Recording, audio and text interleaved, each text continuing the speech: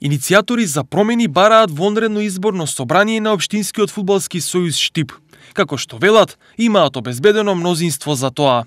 Иницијативата за промени во ОФС Штип е согласно статутот на ОФС Штип. Двете страни, и ОФС и ФФМ, навремено се известени за нашата иницијатива. Представникот, тоест председателот Џонов Димитар, одбива да ја прими пратката, а адресата која е на ОФС Штип не функционира.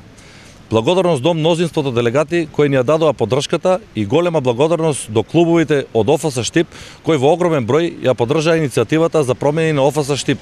Се надеваме на позитивен одговор од ОФС Штип и ФФМ за одржување на вонредно собрание.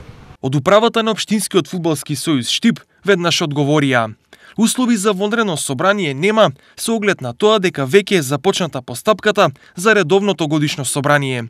Најдоцна до 9 јануари, во рамките на ОФС Штип ќе се состане управен одбор кој на својата прва седница веднаш ќе донесе одлука за редовно годишно собрание.